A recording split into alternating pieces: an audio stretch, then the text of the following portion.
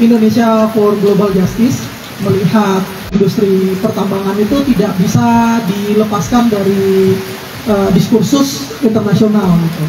Karena kebanyakan kan tambang, pemodal tambang, investment dari tambang itu kan kebanyakan foreign investment atau investor asing gitu.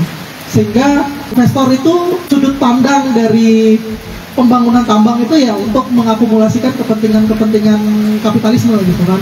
Bukan untuk meningkatkan kesejahteraan masyarakat lokal atau meningkatkan kesejahteraan masyarakat daerah, meningkatkan per kapita GDP masyarakat atau meningkatkan kesejahteraan masyarakat pada umumnya gitu. Yang jadi masalah, banyak kan industri pembangunan, industri ekstraktif itu selalu berdampak kepada hajat hidup masyarakat di sekitarnya gitu. Dalam diskursus di PBB sudah mengesahkan tentang United Nations on Guiding Principles atau panduan dasar hak asasi manusia.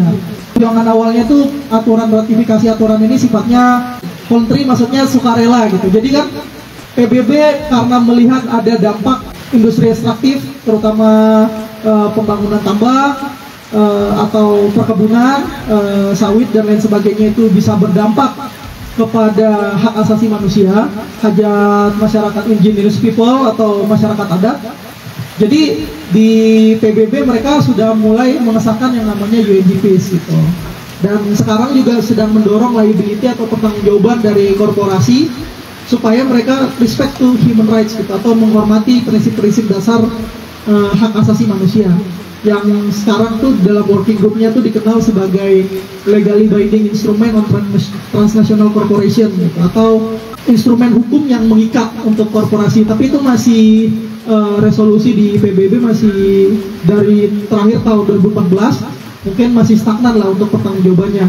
Tapi kita sudah meratifikasi UNGPs gitu di dalam hukum nasional. Jadi pemerintah kita tuh sudah meratifikasi UNGPs itu ke dalam Perpres nomor 60 tahun 2023 tentang strategi bisnis dan hak asasi manusia, di mana mendorong dan membantu bisnis pelaku-pelaku usaha agar concern terhadap hak asasi manusia. Orang kan paham lah, misalnya kenapa harus hak asasi manusia? Kan saya misalnya dalam regulasi korporasi itu kan sudah menerapkan kebijakan-kebijakan yang tidak mengeksploitasi kelas pekerja misalnya. Saya kan sudah menerapkan aturan yang sesuai dengan kajian AMDAL misalnya kan. Tapi pembangunan industri ekstraktif juga bisa berdampak kepada masyarakat. Misalnya akses terhadap air bersih gitu kan. Karena limbah atau aktivitas pengeboran tambang itu bisa ngebuat lingkungan di sekitarnya tuh jadi bisa gagal panen, atau misalnya lingkungan di sekitarnya itu kehilangan air bersih atau airnya menjadi racun. Itu banyak banget gitu, apalagi ada oknum-oknum yang memainkan secara sengaja membuang hasil limbah tambang itu ke wilayah yang memang itu wilayah pemukiman masyarakat gitu. Dan juga yang jadi masalah, Presiden Jokowi itu sempat mencabut sekitar 500 ya izin usaha pertambangan yang dicabut oleh Presiden gitu. Di berita di hasil temuan Tempo, ternyata izin yang dicabut itu dinegosiasikan kembali gitu. Entah ini suatu transaksi jual beli izin tambang mungkin oleh pemerintah pusat atau gimana, saya nggak tahu. Kita bisa ngelihat gitu sudut pandang negara terhadap tambang, hilirisasi nikel dan lain sebagainya, itu sudut pandang yang keinginan untuk mengakumulasi kapitalisme gitu, yang ingin mengakumulasi kepentingan modal, bukan hanya sekedar ingin mensejahterakan masyarakat gitu. Mereka melihat tambang hanya dari sudut pandang bisnis, sudut pandang korporasi. Kita bisa bayangkan bagaimana kalau kehidupan kultural mereka tuh dicabut gitu dari aktivitas-aktivitas bertani dan aktivitas alam tadi itu dicabut gitu, menjadi urbanisasi perkotaan gitu. Apa yang terjadi gitu? Yang terjadi mungkin bisa seperti Papua. Papua tuh awalnya kalau kita kaji secara antropologik ya, masyarakat Papua tuh hidup secara komunal gitu.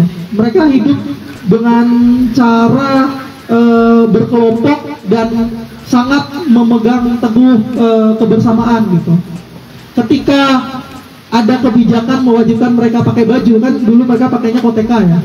ketika ada kebijakan yang memaksakan mereka pakai baju, sudut pandang kehidupan mereka tuh, orientasi kehidupan mereka tuh mulai berubah gitu. Mereka menjadi orang yang sangat individualistis, hanya karena mereka harus beli sabun untuk membersihkan bajunya gitu kan. Dan itu sangat berdampak kepada kehidupan masyarakat di sana gitu.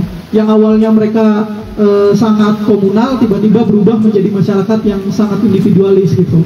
Dan mereka jadi masyarakat yang sama dengan masyarakat perkotaan yang tidak lagi memuliakan alam, tidak lagi melihat alam itu sebagai bagian dari dirinya, tidak lagi masyarakat lokal itu melihat alam itu untuk kebutuhan. Gitu. Kalau kita memahami ekstraktif gitu, bukan hanya sekedar perusahaan tambang atau perusahaan sawit yang besar, skalanya landscape-nya besar, yang berada di dalam industri-industri perusahaan gitu. Tapi ekstraktif juga ada di masyarakat lokal gitu. Jadi kita yang menanam sawit secara kecil gitu kan, secara petani smallholder atau petani-petani kecil itu juga melakukan termasuk bagian ekstraktif. Cuman dampak scale-nya itu nggak begitu besar dari pemain-pemain yang ada di atas gitu. Pemain-pemain yang memang pemain tambang tuh cukup gede gitu. Tambang itu juga berdampak besar gitu terhadap akses masyarakat. Masyarakat itu banyak kehilangan haknya dari pembangunan tambang, dan kita melihat peran pemerintah yang ada sekarang itu terlalu menyederhanakan dampak lingkungan yang ada di sana. Tata ruang wilayah, tata kelola wilayah kita itu betul-betul sangat kacau sebenarnya, sangat riskan. Apalagi di Bima gitu. Saya pernah kemarin pulang dari Bima, itu ada di pelang ditulis hak milik negara gitu. Tapi tiba-tiba ada tanaman jagung di sebelahnya gitu kan, sampai satu bukit gitu kan, sampai 3 gunung itu jagung semua gitu kan. Padahal jagung itu kan bukan berarti tanaman yang bisa melindungi iklim kita kan, karena dia tanaman monokultur yang itu juga akan berdampak kepada climate change gitu. Itu akan berdampak kepada keadaan alam kita gitu. Kalau misalnya pembangunan ulang demi industri perkebunan atau pertanian itu juga bisa berakibat panjang gitu. Walaupun mungkin tanaman bisa menyerap air, apalagi tambang. Tambang itu udah jelas-jelas tuh, tambang tuh bisa membuat lingkungan kita tuh jadi bermasalah. Kami di update di internasional juga melihat gitu kan. Sebenarnya dari pemerintahan global juga tidak secara serius membicarakan tentang industri pertambangan gitu.